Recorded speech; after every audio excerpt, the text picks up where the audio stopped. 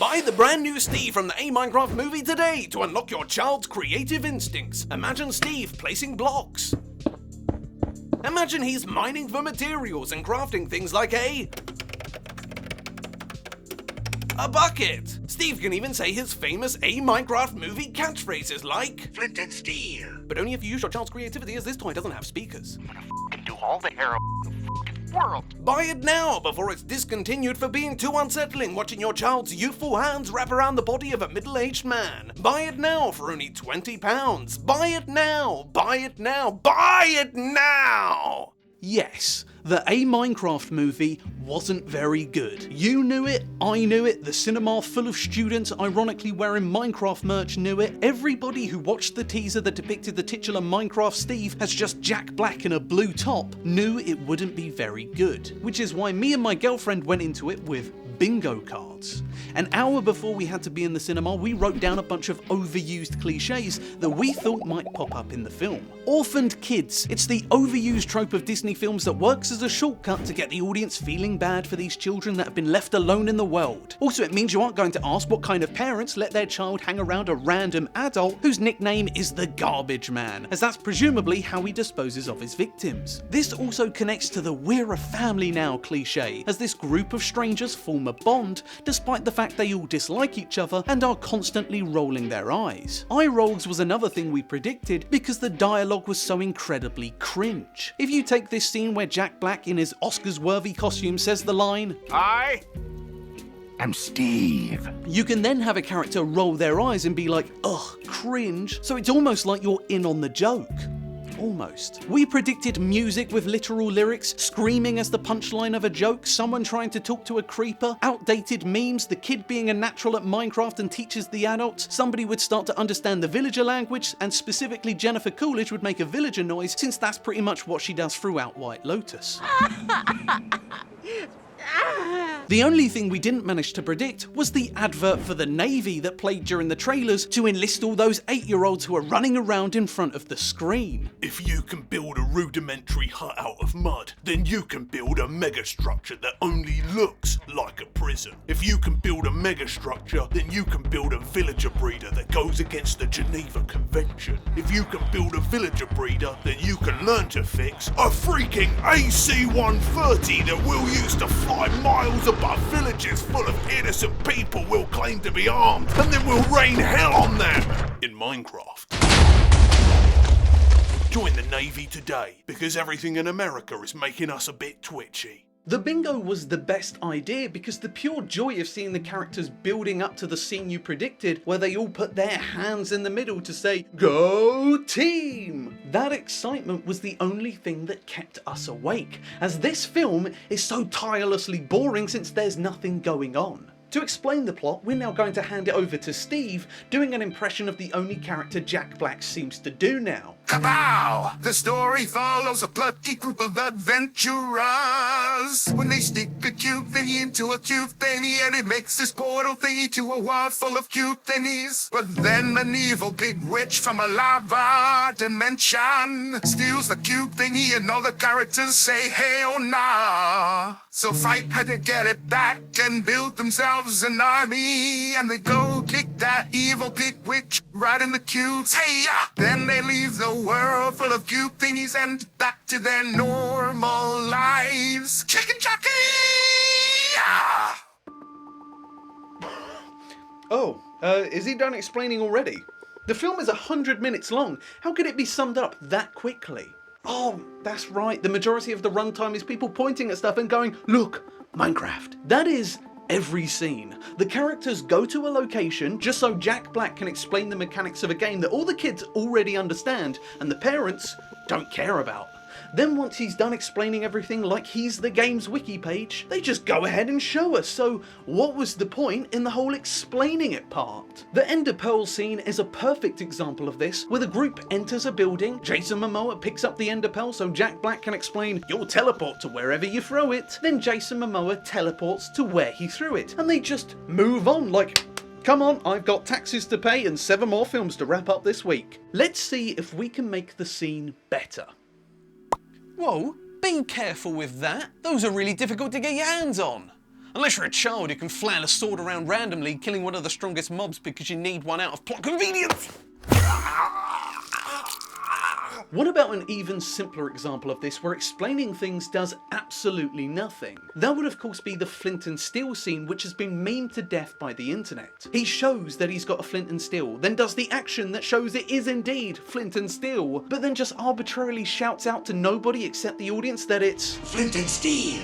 You were so close. All you had to do was just cut out that line that was for nobody. Just perform the action and move on. The lava chicken is yet another example where a scene is stretched out like a student's essay, desperately trying to reach the word limit. Instead of it being a short sketch as the characters are walking through the village where Steve says, "Who's hungry?" then immediately dumps lava on a chicken like it was in a medieval torture chamber. That would obviously shock everyone except Jason Momoa, who eats the chicken.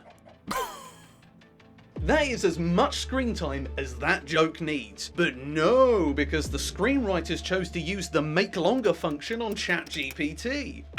Okay, that's a really good idea and you're like super smart. Start by having the character talk about combining lava and chicken, then immediately show lava combining with chicken. Then have a song about lava combining with chicken, where the lyrics are about lava being hot and chicken being yummy. Then have the character try to eat the yummy chicken, but it's too hot from the lava. Then have the character explain how the yummy chicken is hot from the lava. Then have the character try to eat the yummy chicken, but it's too hot from the lava. Then move on like nothing ever happened, which has you questioning the scene's meaninglessness, which causes you to spiral into thinking about your own existence, and how you've wasted part of it watching a film that blatantly disrespects you with its pointlessness. This is the biggest problem with the film. It is a 100-minute long movie where there is almost nothing happening. Almost 2 minutes of that time was spent explaining that lava chicken is hot. And that is why I'm so annoyed this film has done well.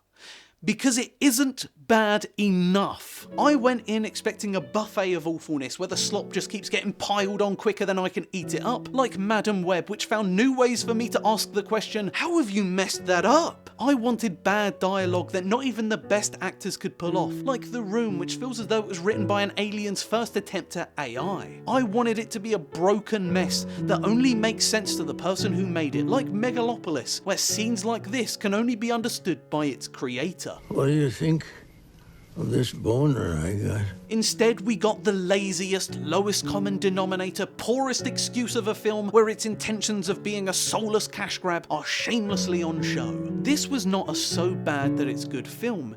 It was just bad because it was so nothing. And yet, it will be one of, if not the biggest film this year, as it cleared the $500 million marker within 2 weeks.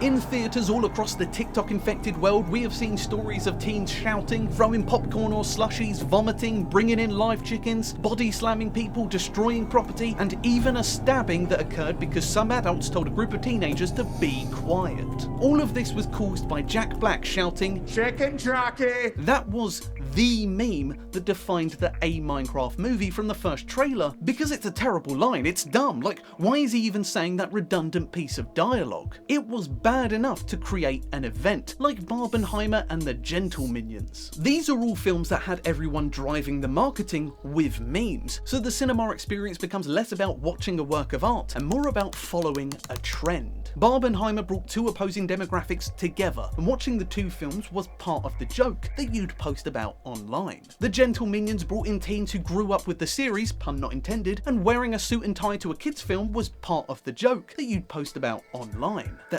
Minecraft movie brought in the ironic watcher, and enjoying a film that is globally accepted as cringe on the level of boomers saying memes, that was part of the joke that you'd post about online. The problem is that there's no cap to how much you can ironically love a bad film. You can't outdo watching two vastly different films, you can only watch them with varying levels of pink clothing, and that's it. You can't outdo wearing a three-piece suit to see Gru with a fart gun, you can only up the amount of suit-cladded kids filling out the cinema, and that's it. But you can outdo the clips of people going crazy in the theatre by going even crazier, even bigger, even more chickens, vomit, popcorn, anything that if thrown would ruin the day out for the family who unknowingly became a character in some sweaty teen's TikTok. This was inevitable because it is all just clout chasing, and the past 2 decades of social media have only gone to show the dumb lengths people would go through to get attention. This extreme outcome was to be expected, as was the poor quality of the film.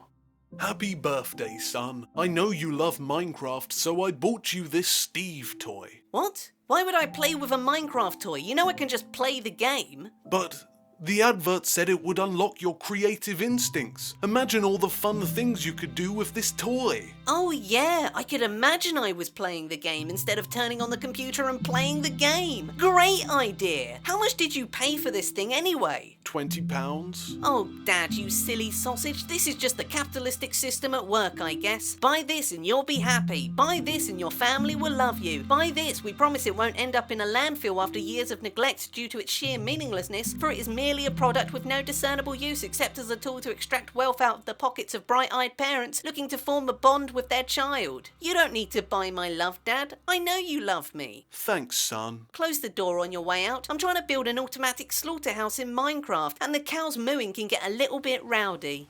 The A Minecraft movie is a product that is solely meant to make profit. And before anyone with a name like Kevin or something comes in and says, all films are made for profit, shut up, you know what I mean. There are films for profit like Sinners, and then there's films for profit like Black Panther 2. When me and my girlfriend made our bingo cards, we got a bit too specific with stuff, since we foolishly expected more. Everyone knows the first thing you do when starting a new world is you punch some trees like they owe you some paper. So we said a character will punch a tree and hurt their hand.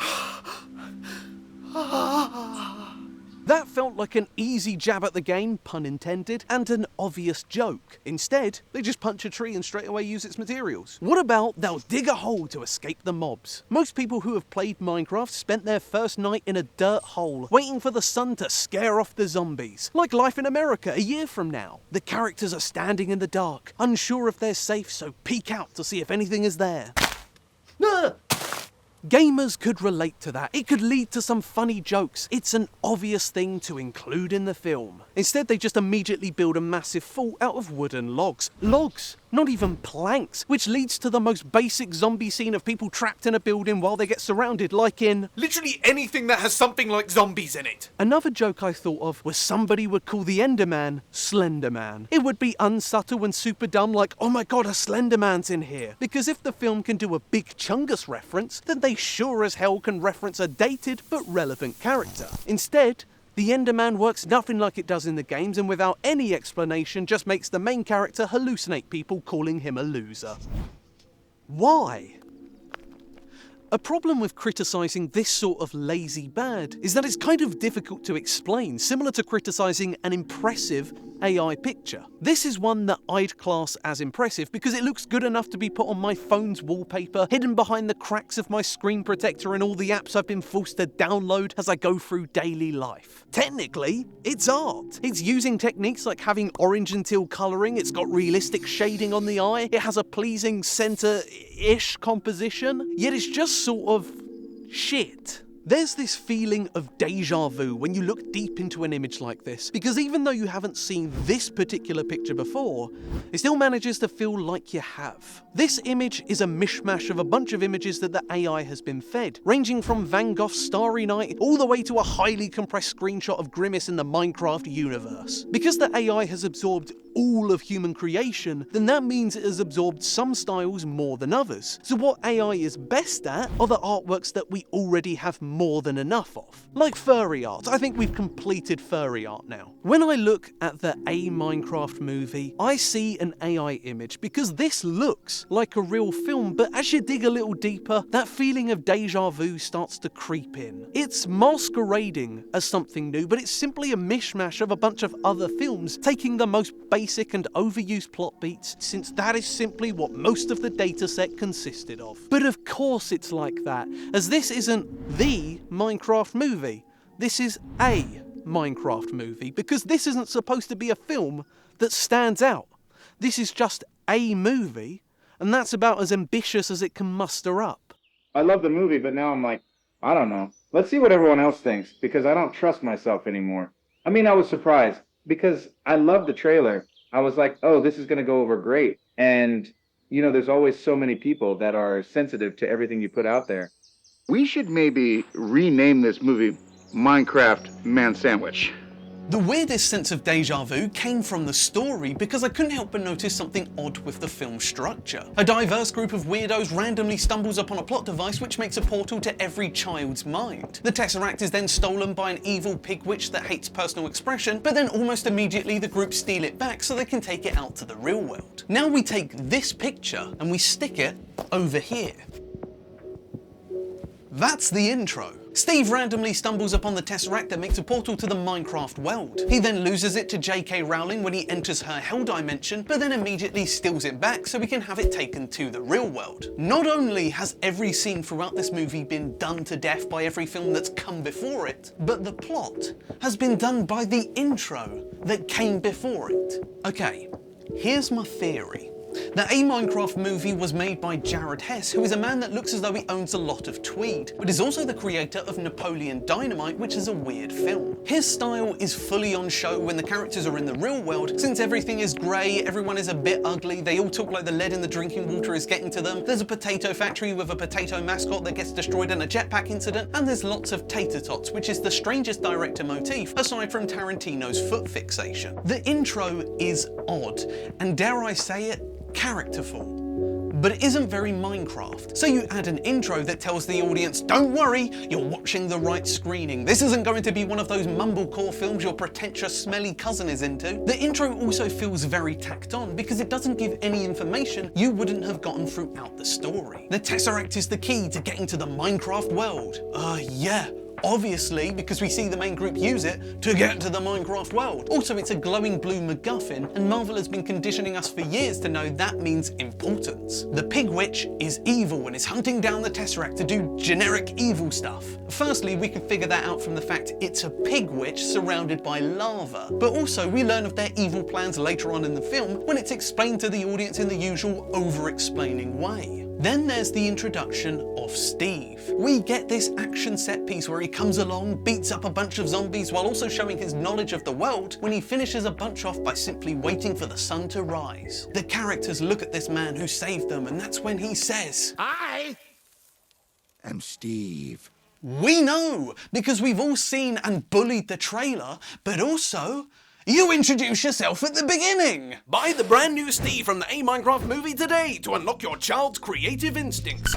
No, stop, we've already done this bit. When the teaser came out, the first thing people said about it was, why does it look like that? Why do the villagers have realistic skin? Who did this? What kind of monster would make this? And these are all valid critiques. But then people start saying, why doesn't it look like Minecraft? And this is where you have to put your corporate thinking cap on. Minecraft is, or at least was, an indie game, and its look very much fits that of an indie game. Cheap. If the Minecraft movie was made to look like an indie game, then it would look cheap. And you don't want to spend $150 million on a film that looks like it was made by a singular racist who used to cover up his bald spot with a fedora. But then there's other problems that crop up if you try and fit to the Minecraft aesthetic. Like, what do you do about the grass? In the game, you just phase through it like a ghost, and that would be weird to look at with a real person. So you have to up the realism by flicking the RTX switch to on, and then suddenly you get realistic textures, lighting, and water physics. This just now looks like bad Red Dead Redemption. That is how you end up at whatever this is, where it's square enough to be Minecraft, but realistic enough to look interactable. Okay, a bit of a tangent. An unfinished version of the movie was leaked online shortly before the film's release, and it includes a bunch of not fully rendered CGI characters with visible green screen and deleted scenes like this. Welcome to Steve's Ultimate Resort Condominium. Back on the Steve's! Woo! This leak has caused a bit of confusion amongst some people online who thought this was just how the film was released. But I wish this is how the finished product looked. The whole film becomes a PS2 cutscene, which is the closest it ever feels like it's related to a game. I would have enjoyed the film more if it had bad CGI. But it didn't. The visual effects in this movie are actually quite impressive, but everything surrounding it is terribly lazy, which makes it feel bad.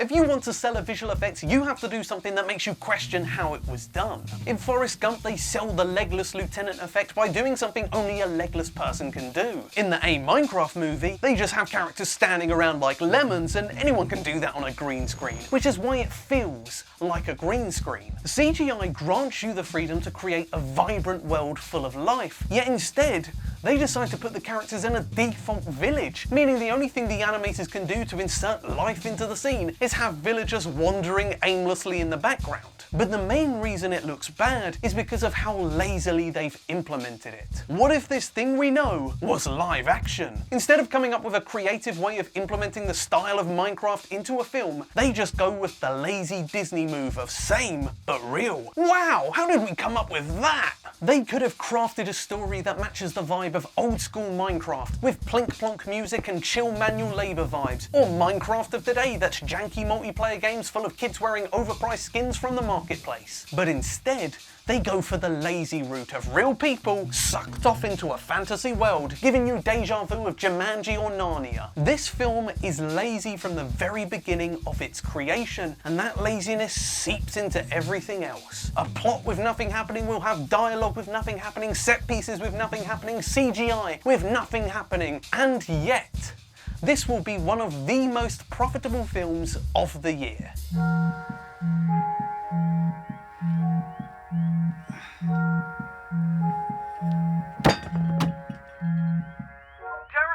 My favorite client. Have you heard the news? That dumb little Minecraft movie you made is on track to make $1 billion. That's right, billion, with a B. What are you talking about? When did I make a Minecraft movie? You know, we all doubted you. We thought you'd lost your mind, but you were right. Yeah, I guess I was.